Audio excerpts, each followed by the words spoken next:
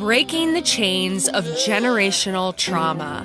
My name is Andrea, and this is Adult Child.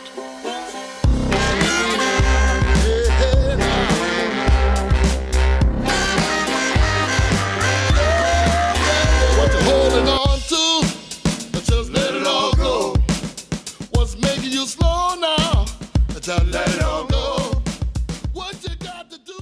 Welcome back to Adult Child, where we take a deep dive into the impact of growing up in a dysfunctional family. And today, we are diving deep, or rather, diving deeper into the generational nature of family dysfunction. We have talked about this all throughout the pod, and it is such an important concept to the adult child topic at large. How the disease of family dysfunction does not just pop out of nowhere. How this shit gets passed from generation to generation. How our parents aren't evil, but just a product of their own dysfunctional upbringing. And how we will pass our shit on to the next generation if we don't heal our shit.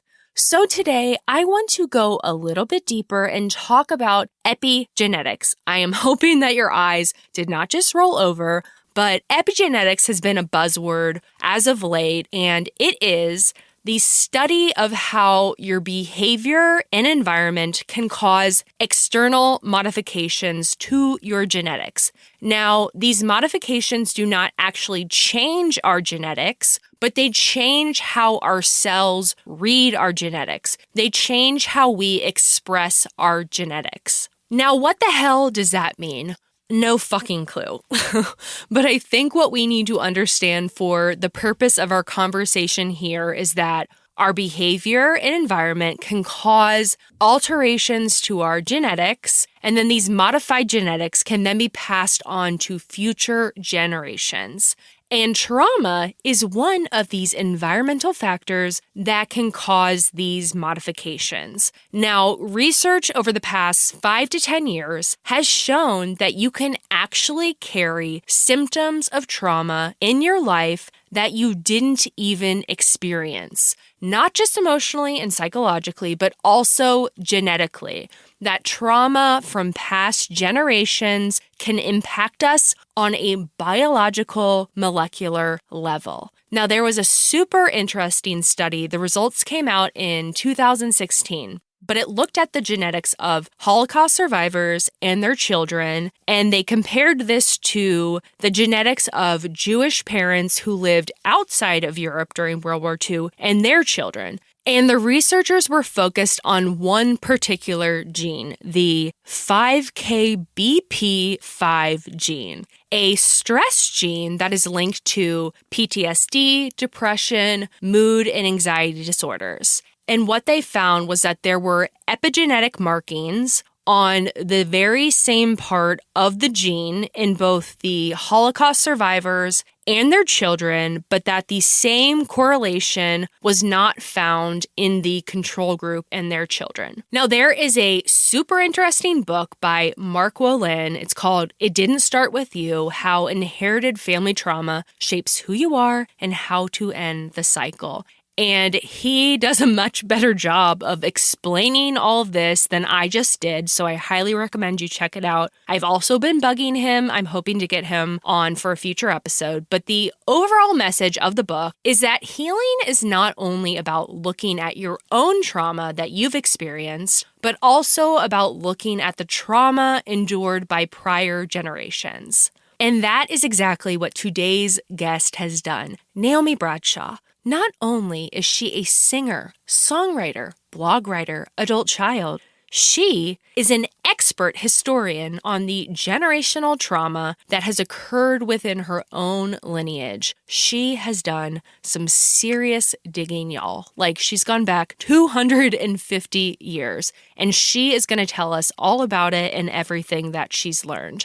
But one more topic I want to quickly discuss before we chat with her, and that is ACEs And shame on me for not bringing this up before. It's been referenced in several episodes. It comes up again in my conversation with Naomi, but I realize I haven't fully explained it. And I was reminded of that when I received a message from a listener asking me, what the hell are ACEs? So ACEs stands for Adverse Childhood Experiences, which means stressful or traumatic events occurring before the age of 18. And the term comes from a study that was conducted by the CDC and Kaiser in the late 90s, the ACE study, a study everyone needs to fucking know about. And the purpose of it was to examine the correlation between childhood experiences and lifelong health. The study included 17,000 participants, mostly middle class and college educated, and they were questioned on their general overall health, as well as if they had experienced 10 different types of trauma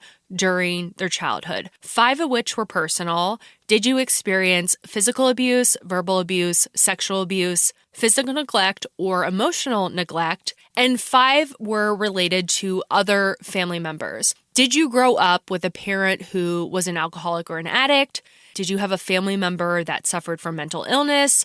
Did you have a family member that was incarcerated? Did you have a mother who was a victim of domestic abuse? Or the disappearance of a parent through divorce, death, or abandonment? Now, the study found that out of the 17,000 participants, 2/3 had experienced at least one ACE, 40% had experienced 2 or more, and 12.5% had experienced 4 or more. 28% had experienced physical abuse, 21% had experienced sexual abuse, and 19% had grown up with a parent who suffered from mental illness. And the research also showed a strong correlation between ACEs and mental health and physical health issues. Essentially, the higher your ACE score, the higher your risk of health and social problems. And research since then has shown how having a high ACE score increases one's risk for 7 out of the 10 leading causes of death in the US and can even shorten a person's lifespan up to 20 years. So uplifting, right? I'm so happy to brighten your day with these fun facts, but in all honesty, ignorance is not bliss when it comes to the disease of family dysfunction, when it comes to trauma. We all need to know about this. Knowledge is key. Awareness is the first step to change. Check out the show notes. I've included a link to an ACE quiz so you can figure out your own ACE score.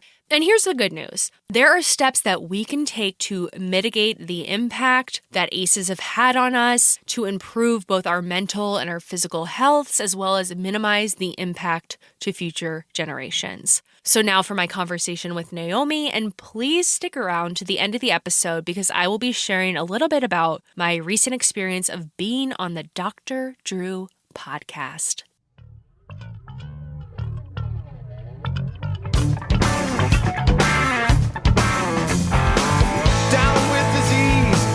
In my bed, trying to stop these demons that keep dancing in my head.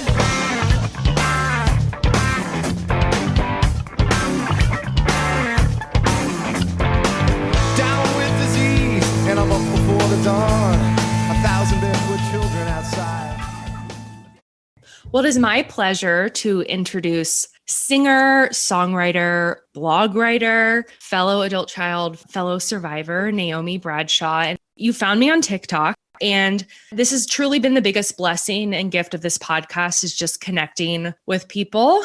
And I'm so grateful that our paths crossed. And I'm super excited to get to chat with you today. Well, thank you for having me. And yay for TikTok that we found each other. Who knew? I thought it was just kids dancing. It kind of is. So you just made a comment to me prior to us starting to record about how you and I both started our healing journey around the same time about 3 years ago. And you said that there was a little bit of a difference. And so I was hoping that you could make that comment to the listeners. Yes. Well, I realized when I listened to your first podcast again, that 3 years ago, you and I were going through a similar journey in that we realized that the experiences that we went through during our childhood directly were affecting us in that moment. And for myself, it was a little different because I was clearly aware that I had been abused as a child. Throughout my whole life, I had told stories. I was in foster care. My husband knew it. My children knew it. People knew it, but I had never processed any of the emotions. I just had this story and like, I'm a survivor, but I didn't do any of the work. And I feel like, with you, it was different because it was a surprise to you that what you went through as a child affected you. So I noted that difference. Yep. And were you always able to easily talk about your experiences, or was it something that you were private about? It would be something that I might talk about when I was drinking, in a moment with some friends, when you're drunk, who wants to drink with me, right? What a downer. The word got out. No.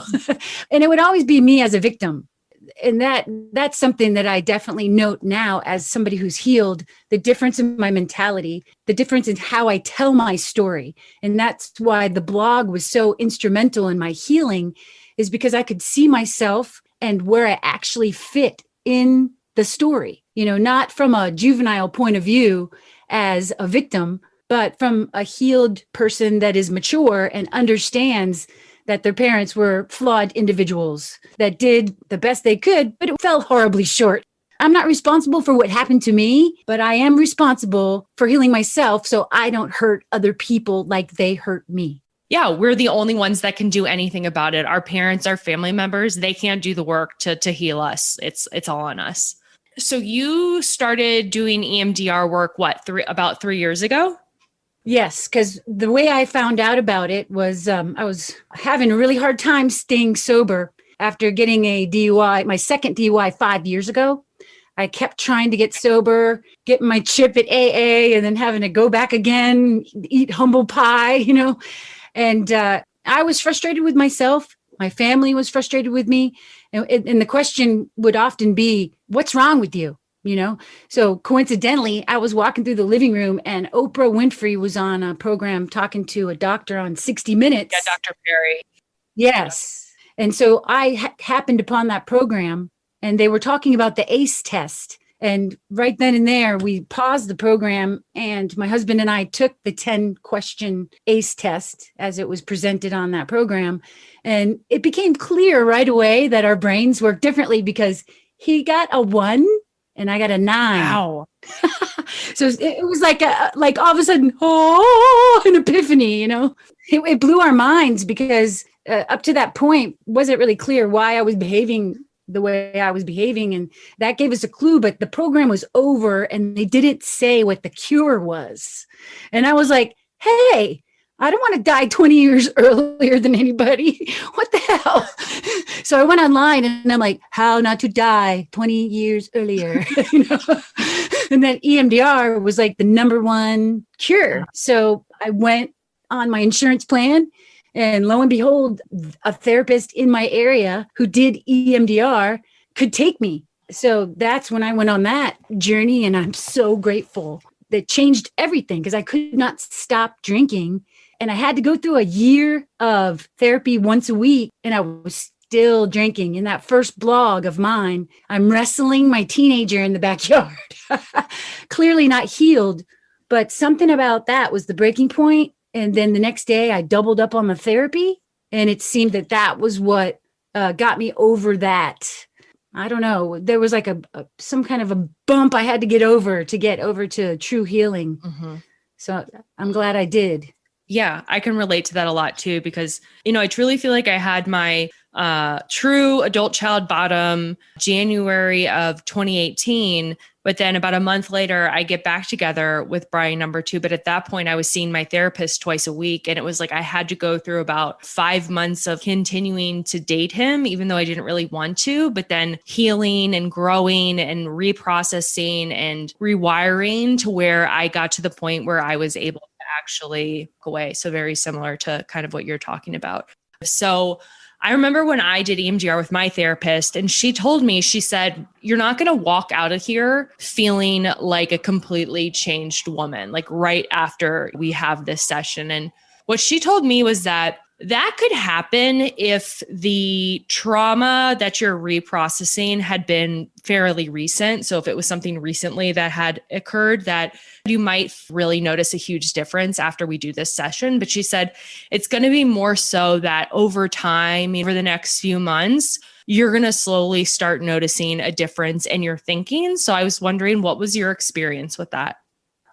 Well, one thing I have noticed more than anything is even though I haven't been to EMDR for quite some time, I'm still getting benefits and growing as a person. Because the way my therapist explained it was like a highway has a traffic jam and none of the cars can move, but then one car will get off the ramp and it'll cause movement to happen. And that's what happens, even after the sessions are over. I have another therapist that I'm starting again because I'm going to be writing some tough stuff coming up. And I anticipate, that I'll need to have some support. So I'm going to do more therapy. But my initial therapy, I didn't really know anything about EMDR, except that it was a supposed cure for not dying 20 years early. But she just did these things with her hands and I didn't even know what was happening. And then she'd say, what's coming up for you? Yeah. And then I would, in a sense, solve my own problem in a way by reconciling myself currently with the person from the past is how I describe it. It's so weird. And so then I read The Body Keeps the Score by Bessel van der Kolk after 2 years of EMDR therapy. And I was like, oh, now I understand what happened. You've been kind of a detective in your healing journey in two senses, right? The first is understanding what it is that you went through. And then after that, it was trying to figure out a little bit more about your family history, your genealogy. But so why don't you first talk a little bit about what it is that you've done to try to better make sense of your childhood experiences and what happened to you? Did you have many memories of childhood? Were you somebody that dissociated a lot and didn't have a lot of memories? Because I'm somebody that I pretty much remember everything, but there's a ton of children out there who have very little memories of what happened to them. Right. Yeah. And I've met both people because talking to survivors really gives you a sense of the different, the spectrum that exists, one extreme or the other. For me, it was a little of both. I have these stories, and I would be unaware of the inappropriate nature of the stories. Like when you're telling a story and then the audience gets a look on their face like, oh, well, that was inappropriate for someone to do in front of a child, and you're just, at first I wouldn't get it, but I just was always compelled since the first time that someone touched me inappropriately when I was 5, I always was trying to talk. I've always been a talker. So part of me was always trying to tell somebody and get some help. So being a writer, a songwriter at first, and now being a writer of my blog, it really does fit my personality because I was always trying to come to terms with what was happening. But when I became an entertainer, when I was 18, that's when I just pretended like, you know what? I'm healed from that. Look at what I have done. I've survived this terrible childhood. And now I am this fabulous singer. I am a star at the Holiday Inn. Hell yeah. And I had, and it worked for as long as it did. It worked. It gave me a self-worth. It made me feel good about myself to put wigs and costumes on and people to tell me I was wonderful. It gave me that sense of self-esteem, but it was only temporary. And so I was, acting out at home. People in the audience would say, oh, she's so great. And then at home, I'm screaming and yelling and drunk and crying and not fun to be around at all. And that affected my children. And that's how dysfunction continues. People say, oh, broke the chain. And I'm like, you know what? I would like to take that credit, but I did not break the chain. I noticed that the chain was screwed up. And now I'm going to repair my link. And when my children are ready, I can help them repair their link by admitting my part and offering, my presence and my healing as much as I can. If they want to forgive me, that's up to them. I know it's one of the hardest things. My own mother was never able to achieve, to admit her shortcomings as a parent. And because of that, she was never able to have a relationship with her children. And now she's in a home with dementia and bipolar. So, and she's never had a relationship with her children, and her tale is of a victim. If you don't get over that victim mentality, you will not heal. And I learned that from watching my mother. So, she was not there as I was growing up. So that's why I started to look at her side of the family. But my genealogy pursuit started when I got put in foster care at 13. And I wanted to find my dad's mother because he found out he was adopted right before he put me in foster care. How did he find that out? What I recall is that we were in the car, as they did back then. They just left children in the car, and then the parents would go into a building and just leave you out there for hours at a time. And well, at least my parents did. And so we were out there, and I remember hearing my grandmother crying, and she lived in a little trailer. And she was widowed, and she was sitting in there and crying. I heard yelling. And then my dad came out and my stepmom, they got in the car, and I pretended I was asleep. And I heard what happened. And it was that my stepmother questioned my grandma. She was like, "What do you mean you don't remember childbirth? Every mother knows what happened during the process of her child being born in some capacity, whether it was I was knocked out or not." And so they pressured grandma until she told them, "I confess, we forged the birth certificate. I'm not your mother. I'm your stepmother. Your real father, who is now dead, was your grandfather. And that woman, Gertrude, that we all called your spinster aunt, well, that was your mother. That's your mother." So there was a picture that I saw, and then I was sent away. So I had I just couldn't get it out of my mind, her picture. I had to find her. So did your dad know who she was? He knew her as the spinster aunt. Okay. A figure that really wasn't in his life, but he knew what her name was, but he thought it was his aunt. Okay. But her picture is very mournful. I remember when I first saw it, it's a black and white photograph, and she's got really pouty lips and just a beautiful face. And it was just such a mysterious photograph. And then to be separated from my family at that time, it just ignited a curiosity within me that I have to this day. I could be a Forsenic genealogist. I have an undying curiosity to find out these things. And it used to manifest itself predominantly in trying to find dead people, but now that I wrote my story, I started turning my attention to the living, the people that were the ones who survived the trauma, just like me, my second cousins, my first cousins. So you were brought into foster care, and that was at 13. You had grown up in New Hampshire at that point, but then when you went into the foster care system, you went to live in Florida, correct? No, actually, my parents got divorced when I was 5. Okay. My mom became a gypsy because she lost custody, and she just traveled the country singing and doing whatever she was doing. My father moved to Florida and got remarried. And so my father ended up being a worse choice as a parent than my mother, which is not really saying much for either parent. It was a really bad decision for any judge to make. Let's just put it that way. But I survived. So I didn't know about New Hampshire. I just remember it from being 5 years old. And prior to making this more recent trip up to New Hampshire, what had you discovered about Gertrude? Well, yes, actually, I found Gertrude. I found her in 2002. And I found her in California with 5 children, which meant that my estranged, at the time, father did not know about the fact that he had 5 half-siblings. Siblings. So I thought, I need to tell my dad this information. I have to get even if we don't have a relationship, it is not morally right for me to keep this to myself. Now, little did I know that the body keeps the score, and that I would try to make the trauma reenact my situation. And that is what I did. I wrote to my dad. He said, although we've had a significant impasse. And then I let him back in.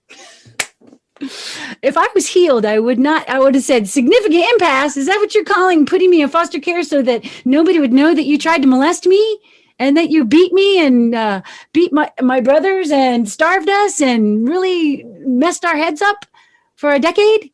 Is that what we're calling a significant impasse, Dad? But I didn't. And I was still an alcoholic that was untreated and still an adult child that was untreated. And so my dad was in my life for 15 years until I got the guts, and 2 years of EMDR therapy helped to finally cut him off December 2019, which gave me the strength to start my blog and talk about what happened to me as a kid. Amazing. So did you ever connect? Did you ever talk to Gertrude? I never did. But my father, so get this, after I do all the work, I give like a little puppy, I give it to my dad, then he flies out there and meets everybody. Wow. Without me.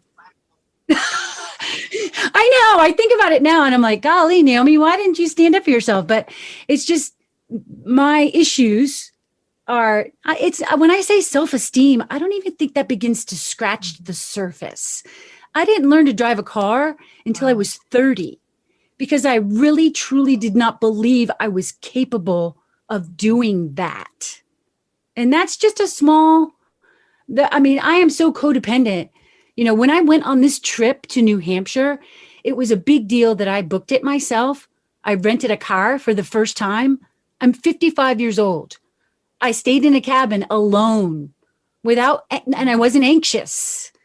And I didn't drink. And you know what I mean? For me to say this, if somebody's listening and they are not an adult child or they are not an alcoholic, they might see me or my website and say, wow, look at her. She looks like she has it together.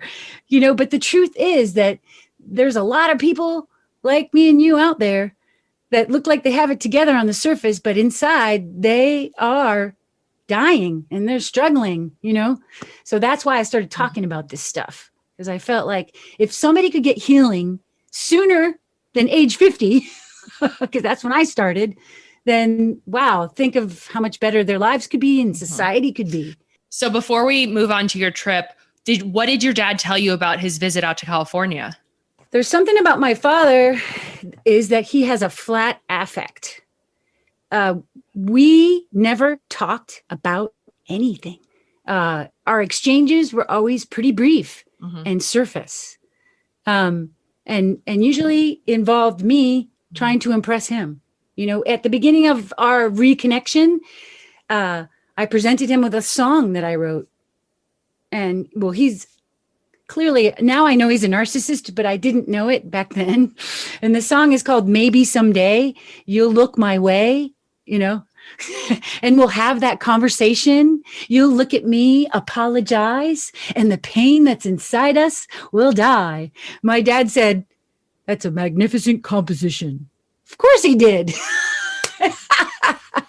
Because it was, you know, about him being magnified and glorified, and about me being subservient. So now I realize those responses and, you know, the sickness that I had back then. But because I've done this genealogical work, because I have done this work, I'm able to understand why he did the things he did. You know, I maybe can't fathom why anybody would hurt a child, but I can understand, okay, this was done to him. His journey was that he didn't find a permanent caregiver until he was 2.5 years old. And from what I've learned, at certain stages of development, if you don't receive certain things, you'll have deficits. And during the ages from 0 to 3, it's really important for empathy. And that's what my dad lacks. He and I never actually had a normal relationship. It was mostly just me being a kid trying to get dad to love her, you know. And when I finally realized by looking at a letter he wrote me and in black and white, I could see he was just not capable of loving me the way I deserve to be loved. And his role is to be a dad and to do that. So if he's not capable of doing that, why have him in my life? What purpose? And the answer was no purpose. No, I could not stay sober if I continued to have a relationship with him in any capacity. And so I severed ties completely December 2019. And honestly, I have grown leaps and bounds. It's the best thing I've ever done in my life. And maybe some people might think that's a mean thing to say. You know, people have a tendency to say, oh, but it's your only father.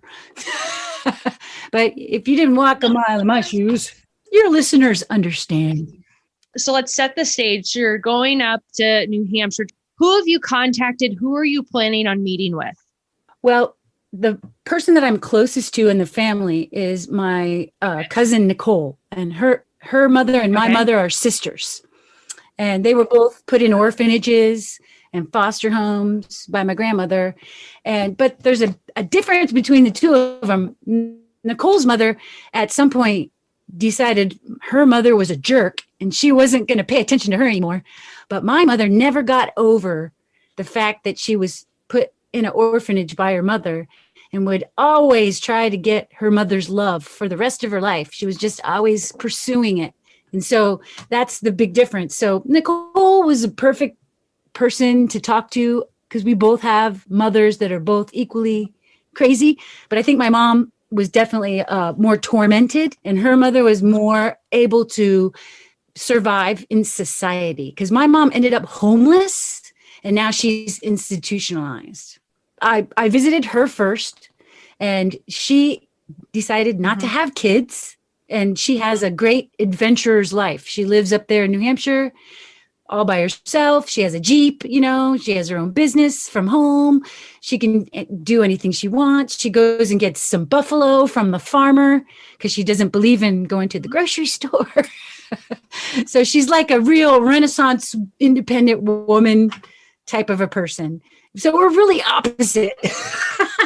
But our thing is that we both have compassion and love for each other and understand what it's like to have mom that is an adult child and traumatized.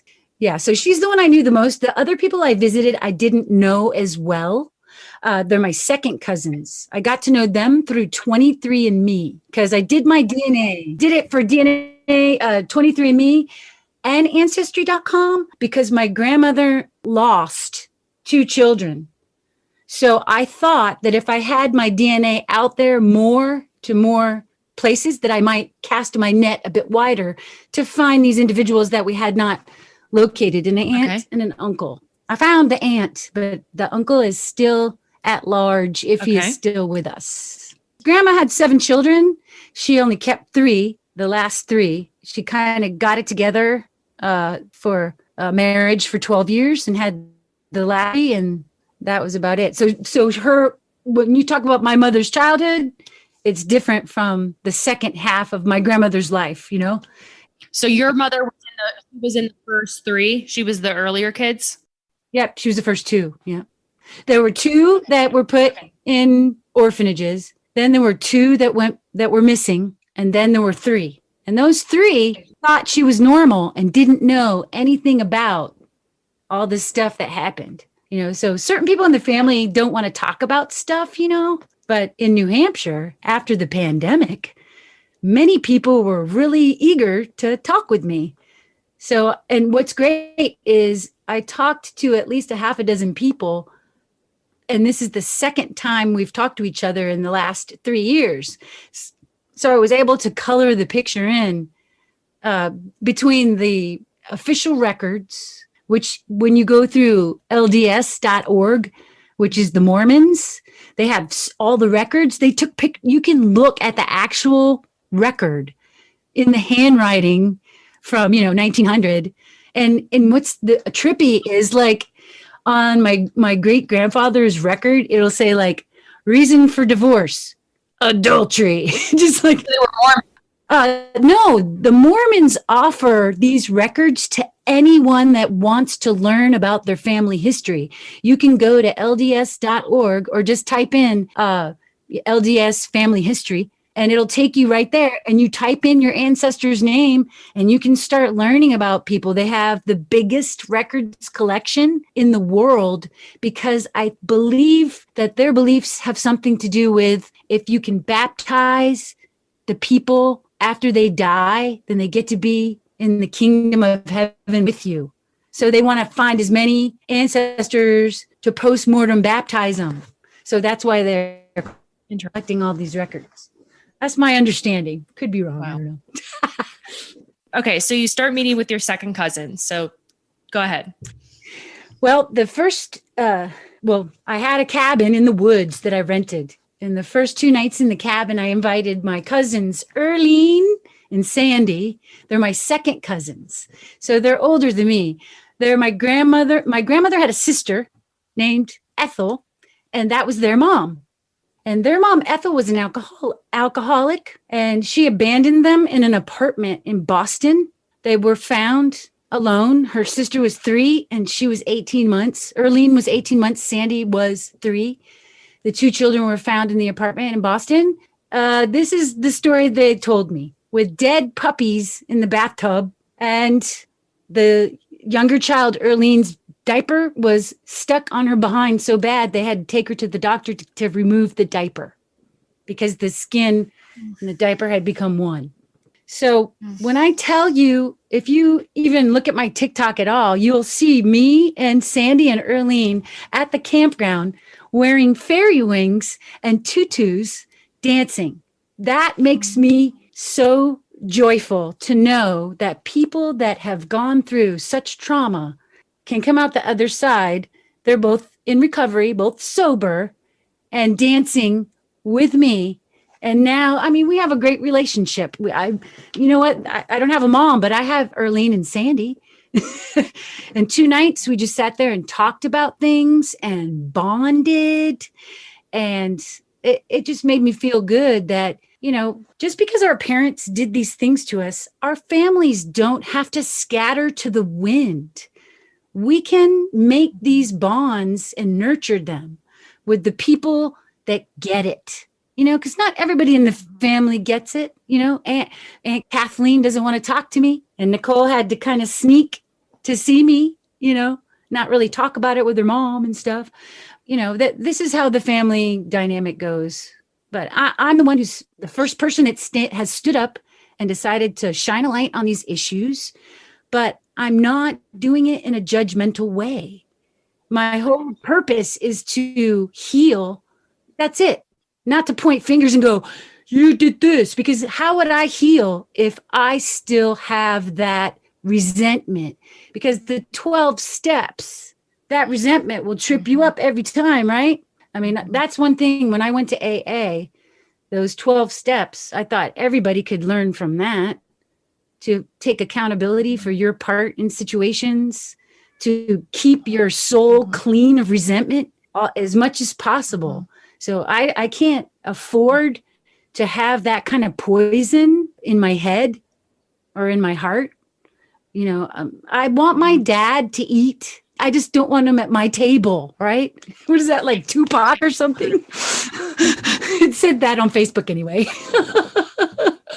So you find out that they're abandoned. So then what else do you Well, learn? I learned that what happened with my grandmother and Ethel is the 2 of them who are from the White Mountains of New Hampshire, a poor logging camp family, dirt floors, not even a real house, really, surrounded by grown men, loggers.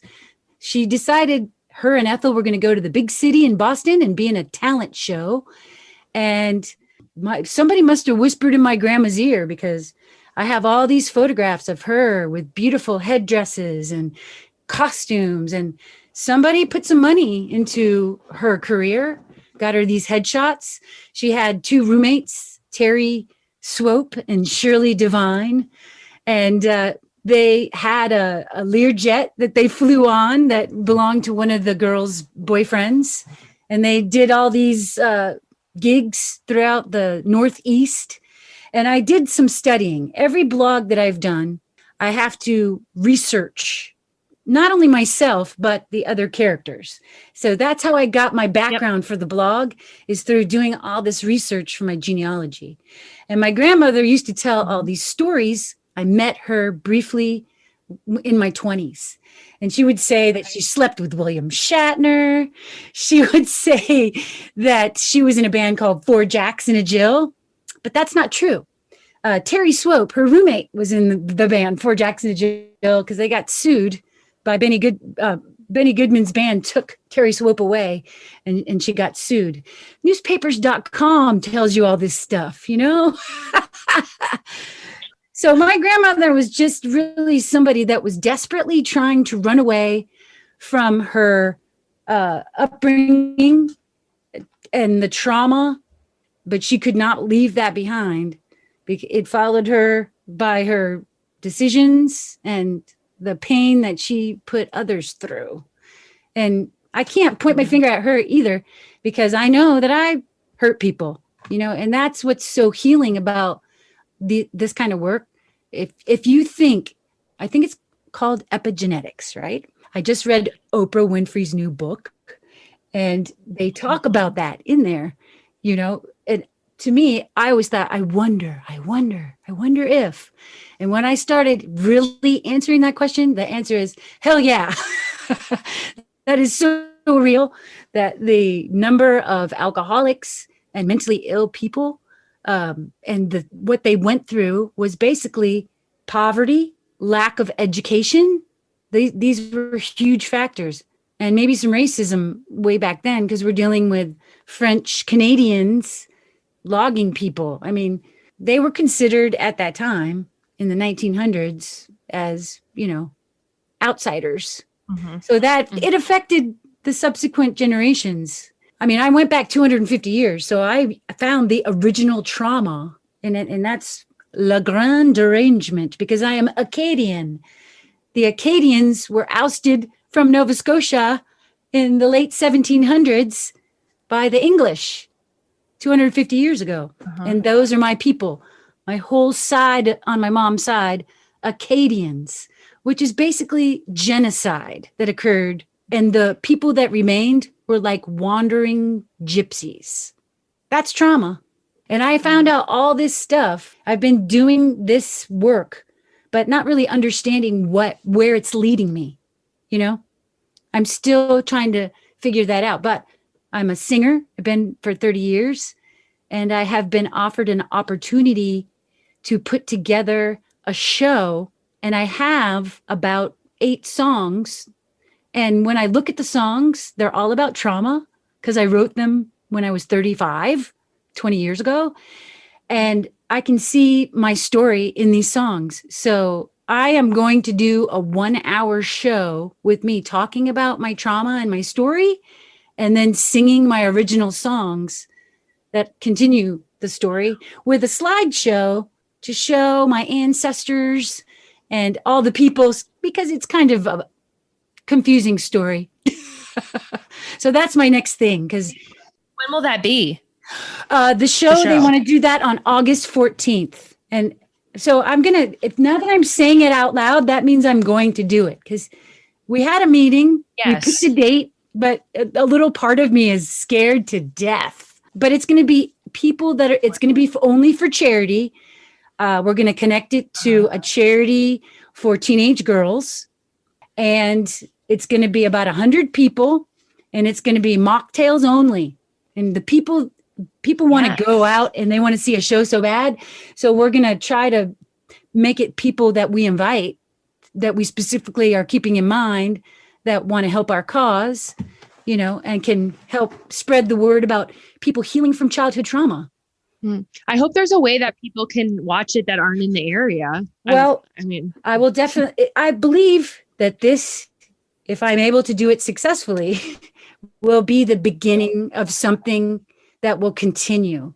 I won't just do it one time. If I am able to get through it. The thing I know about myself, because I did 5 minutes of stand-up comedy a couple of months ago, and I was so petrified that I had index cards in my hand to remember the words. And then afterwards I thought, you know, And I didn't even read them. I just even went off script and just started riffing. I thought, you have to have more faith in yourself, Naomi. So I believe it's going to be like just off the top of my head. I know my story. And then I'll have to have a live guitar player. Because I thought about standing there with the slideshow and then, have it be on a track. But then I have to be on that track. And if I mess up, it'll be like me freaking out in front of everyone. Not cool. So I think it's going to be me and a acoustic guitar player and an intimate storytelling. And that's going to be, which is odd because 3 years ago, I kind of had that idea to do a Fringe Festival show, which is a show we have here in Orlando, which is no rules. There's no content restrictions. You can do or say anything you want. So that was what I was initially going to do, is do a Fringe Festival show. But then I got super insecure and I was like, I'll write a book. And then I started trying to write a book and then I got insecure again. And I said, I'll write a blog. And I've done that for a year successfully. So it's giving me more courage to revisit the idea of doing this show. So hopefully that'll be enough confidence. I was like, I'm going to write a book. Then I'm like, I'm going to write a blog. And then I was like, I'm going to do a podcast. That's what stuck for me. So, well, your podcast is excellent. It's great. I love it. I'm so glad that I found it. There's a couple lightning bolt moments that I've had in my recovery, and seeing you on the screen was one of them. It really does help you with it's like breadcrumbs, I'm always looking for new inspiration and new content and people that align with my belief system, because I want to make sure that my world is filled with healthy things, because whatever you consume is what you become. So I'm really happy that I found your content. It really does help me. I'm so glad that you found me too. Yay. So I want to kind of just put a pretty little bow on your trip up to New Hampshire. How do you think it impacted you on your own healing journey? How did it impact you? What do you feel like you learned about yourself? Do you view yourself any differently? Obviously it's pretty recent and maybe you don't have an answer to that yet, but have there been any key kind of insights? Well, the last day of my trip, I decided to take an intuitive journey. And anybody that knows me knows that anytime I went anywhere in the past, it would be a planned vacation, almost to the point of ridiculousness. Every single moment planned, and mostly planned for me to drink. But this time, all by myself, I said, I really want to find a gift for my youngest daughter. And so I'm going to ask my car, which sounds ridiculous probably to some people, where should I go? So I took a left out of my condo development and I ended up in Plymouth, New Hampshire. And I went to a diner and I started talking to the girl behind the counter. And I told her my daughter likes stones, and she likes all kinds of witchy things of that nature. Do you know some kind of mystical store that I might go to? And she goes, yeah, let me get Nadia out of the kitchen. So she went back and got Nadia, and she comes out and she's like, you know where you need to go? You need to go to Littleton. It's about an hour up the mountain, but it's worth the drive. So I got in my car because of a stranger's recommendation and I drove up a mountain. Now, let me remind you, I live in Florida, which is flat, like a pancake. So I'm driving up this mountain and it's an actual giant, huge mountain. I don't know if you've been to the White Mountains in New Hampshire. And at one point during the day, I was going downhill and my foot wasn't on the gas and I was going 70 miles an hour. Okay. So I went to this place I'd never been to and I got a great gift for my daughter. And then I went back to my little cabin. And the point of the story is that these are things I never would have done before. And after this trip, I felt so empowered. And I felt like, you know what? I could exist on my own. I returned the rental car. I didn't have to pay anything. I did everything I was supposed to do, like a grown up. And I was just so proud of myself integrity is what you do when nobody is watching. And the last trip when I was there in 2018, I drank alcohol. I did not get to experience that wonderful feeling when you do something the second time the right way.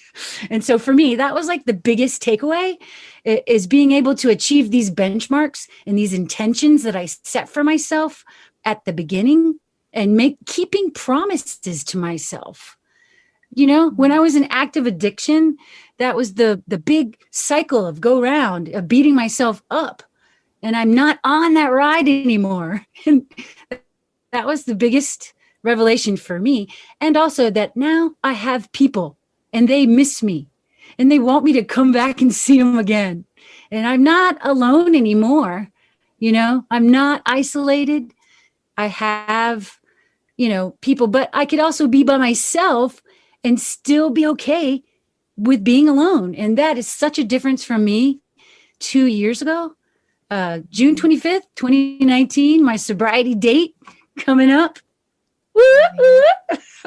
So that's what I took away from it. It's just such a big difference in who I was back then and who I am now. Wow. You are truly amazing. Seriously. Aww. You are such a bright light, and your story is so valuable. You are a voice that needs to be heard. So thank you. Yeah, I know that one Fringe festival will not be the only time, and I need to make sure that I see it. And maybe sometime when I go to Jacksonville to visit my friends, maybe I can, if you're doing another one. But I'm so fucking grateful that our paths crossed.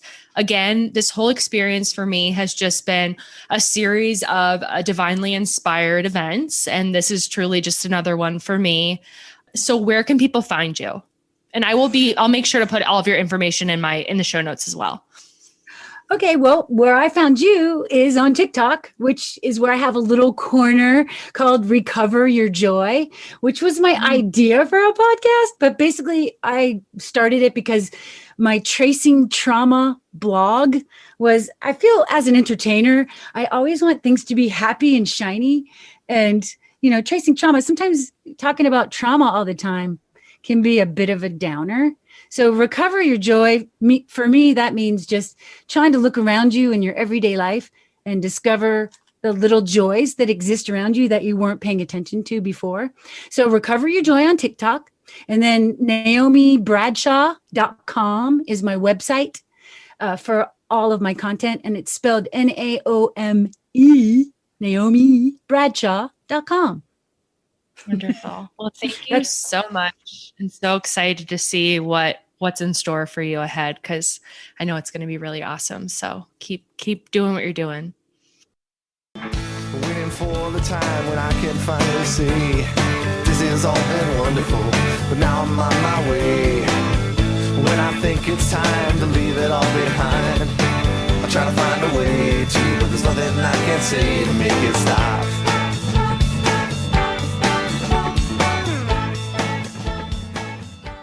Well, that wraps up today's episode. As always, I hope you learned something that can help you on your own healing journey. Thanks again to Naomi. See the show notes for ways to connect with her and a link to her blog, as well as additional resources to help you on your own journey, as well as links to my social media. I am at Adult Child Pod on Instagram and TikTok. And please, y'all, I need some more 5-star ratings on Apple. I currently have 100, and you guys, I know based off my analytics that there are a lot more than 100 of you that are regularly listening to this podcast on Apple Podcast. It's seriously so simple. You literally just have to tap your finger. You don't even have to write anything if you don't want to. And don't do it for me. Do it for the struggling adult child out there that hasn't yet found this podcast. Because seriously, reviews have a significant impact on people finding the podcast. So consider it service work, okay?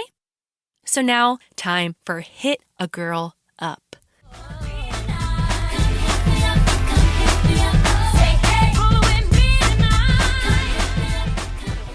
Now, I received so many messages from you congratulating me on the Dr. Drew podcast and asking me how it went. It was so surreal. It was so cool. He was so down to earth and very kind. It's going to be a few weeks until the episode comes out. I'm not sure exactly when, but I will be for sure to let you know as soon as I know.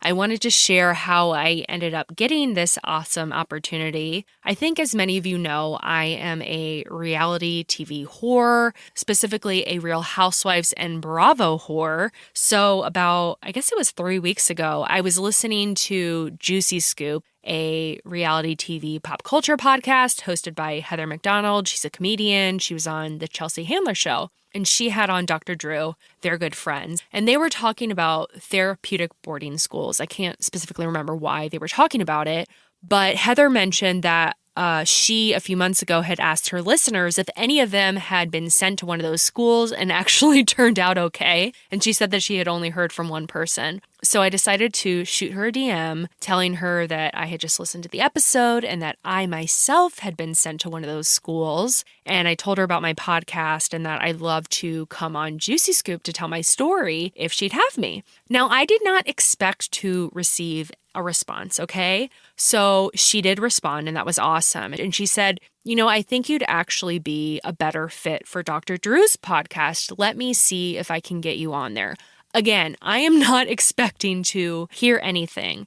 And then 2 days later, I woke up and I had an email asking me to be a guest on the show. And they said they mostly did it on Zoom, but that for people that were local in the LA area, that they were doing it in person. There was no fucking way that I was going to miss this opportunity to do it in person. So I drove my ass down from San Francisco and did it in person. And it was just so awesome. And I really can't express how powerful this whole experience has been. Starting a podcast for anyone is great, but it's not like I just created another true crime podcast or another reality TV podcast. And those are all great and all.